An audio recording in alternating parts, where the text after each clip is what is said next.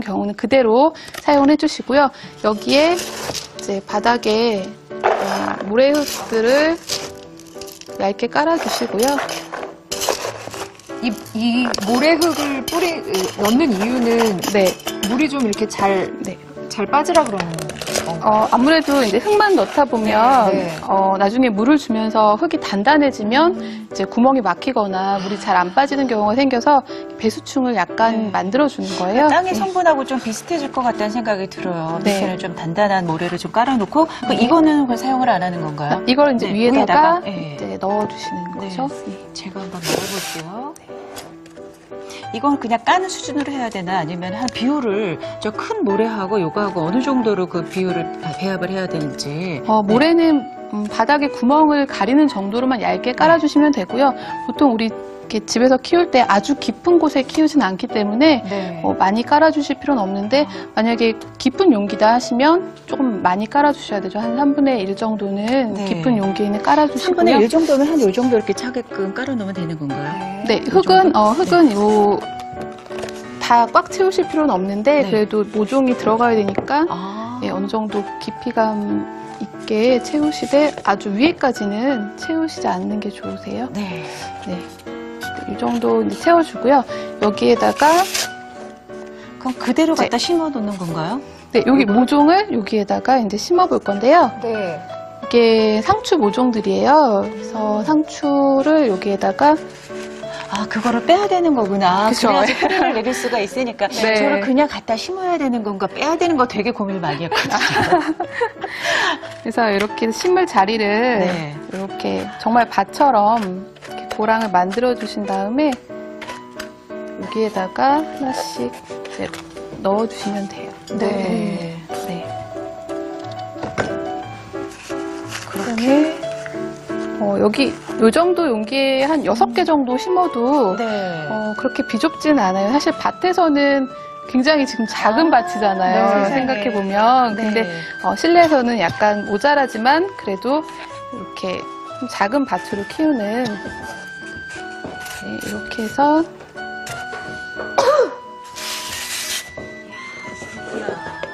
지금 계속 상추를 지금 심고 계시잖아요. 조민희 씨 지금 장난감을 들고 오셨어요. 지금 저희 아이들이 쓰던 장난감을 갖고 온 게 아니고요. 선생님 이거 갖고 오신 특별한 이유가 분명히 있으실 것 같아요. 제가 가져온 건 아니고요. 네. 사실 아이들이 이제 좀 흥미를 느낄 수 있는 용기에다가 심어주는 것도 되게 재밌거든요. 용기에다가 심는다고요? 이거는 이제 아이들 모래놀이 하는 트럭인데 아무래도 그냥 이런 밋밋한 용기에 심는 것보다 자기가 갖고 놀던 이런 트럭에다가 뭔가를 키운다 이렇게 하면 애들이 재밌어 하겠죠. 그러니까 이 안에다가 또 이 모종을 심어볼 수도 있는 거죠. 그래서 선생님 똑같이 배운 대로 마사토 이 모래흙을 맨 밑에다가 이렇게 깔고 사실 구멍이 필요하긴 한데요. 구멍이 필요할 것 같은데. 물론 이게 아주 큰 거라면 구멍이 반드시 필요하겠지만 그렇게 깊지가 않거든요. 그래서 마사토를 충분히 채워주신 다음에 물 주는 양을 너무 밑에까지 축축하지 않게만 해주시면 구멍 없이도 충분히 재배를 하실 수 있거든요. 그러니까 이게 구멍을 뚫어주시면 또 나중에 아이가 갖고 놀거나 할 때 어려움이 있을 수 있으니까 그냥 구멍 안 뚫고 할 경우에는 물 주는 양을 좀 적게 하신다고 생각을 하시면 돼요. 아이들이 자기가 놀던 장난감에들 하기 때문에 정말 애착을 갖고 사랑을 갖고 정말 키울 것 같다는 생각이 들어요. 일단은 요런 데다 키우려면 여기 한번 연습을 해본 다음에 여기를 해보는 게 더 낫겠어요. 물량 조절하기가 어려우니까 어떤 거 신경 써야 되죠? 씨앗부터 키울 경우에는 초기에 너무 연하게 자라서 다 물 주다가 쓰러지거나 하는 경우가 되게 많은 게 상추거든요. 근데 모종으로 시작을 하시게 되면 좀 그런 부분은 없으세요. 그래서 모종으로 키우시는 이제 심어가지고 키우실 때는 처음에 지금 저희가 이렇게 모종을 심었잖아요. 그러면 이 상태로 이제 물을 준 다음에 바로 햇볕에 꺼내 두시는 경우가 많아요. 이제 햇볕을 잘 보이게 해줘야 좋으니까. 근데 심고 나서 그날은 하루는 좀 반그늘 쪽에, 그늘 쪽에 놔두시고 하루 이제 적응 기간을 주는 거예요. 바로 햇볕을 받으면 이제 잎이 말라버리거든요. 그래서 적응을 시킨 다음에 그 다음 날부터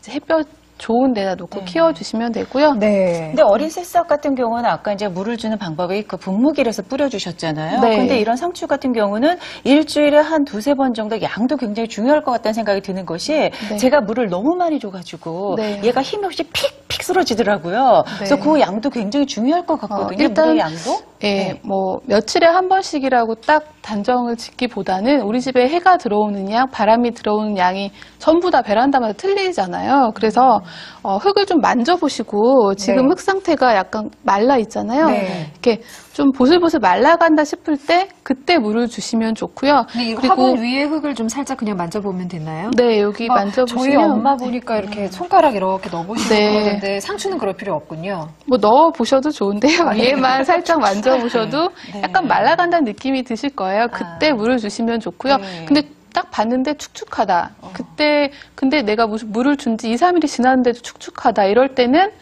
다시 주실 필요 없겠죠. 조금 더 우리 집에 해가 바람이 부족하기 때문에 그럴 수 있으니까 일단 흙 상태를 보고 물을 주시는 게 좋고요. 그래서 기계적으로 며칠에 한 번 이게 네. 아니라 흙 상태를 꼭 네. 확인을 해야 되겠네요. 네. 정말 그 제대로 된 한상 차림을 하려면은요, 아까 뭐 어린 새싹도 있었고 상추도 된장만 있으면 될 것 같은데, 그러려면 정말 이게 잘 자라야 되잖아요. 그런데 한 평짜리 이게 정원이라 할지언정 그래도 거름은 굉장히 중요할 것 같다는 생각이 들어요. 물론 뭐 모래나 뭐 이런 모종 같은 것도 굉장히 중요는 하지만 거름, 이것도 굉장히 중요할 것 같은데 거름은 네. 어떻게 사용을 할까요?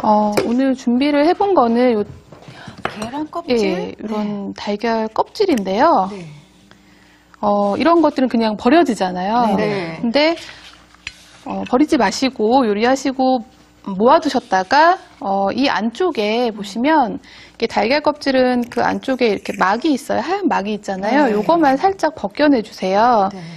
예, 이거는 이제 그대로 화분에 뿌리게 되면은 요 단백질 성분이라 썩는 냄새가 좀 심하거든요. 냄새가. 예, 그래서 안에 것만 살짝 벗겨내시면 이렇게 깔끔하게 이렇게 바삭바삭한 껍질이 돼요. 요거를 팬에 살짝 볶아주셔도 되고요. 아니면 햇볕에 잘 말리셔서 이거를 잘게 부순 다음에 이런 화분들 위에다가 그냥 뿌려주시면 돼요. 이게 이게 거름이에요? 거름 달걀 역할을 껍질, 하는 거예요. 껍데기가? 달걀 껍질이 이제 탄산칼슘 이제 성분이 네. 거름 역할을 해줄 수가 있는데 이제 완벽한 어떤 이제 화학 거름처럼 그런 역할을 한다기보다 이제 흙들이 계속 키우다 보면 산성화가 진행이 되거든요. 네. 그래서 이제 이런 알칼리 성분들이 들어가면서 이제 중성이 돼가지고 이제 흙이 좀 건강해지는 거죠. 예. 그래서 이거는 그러면 우리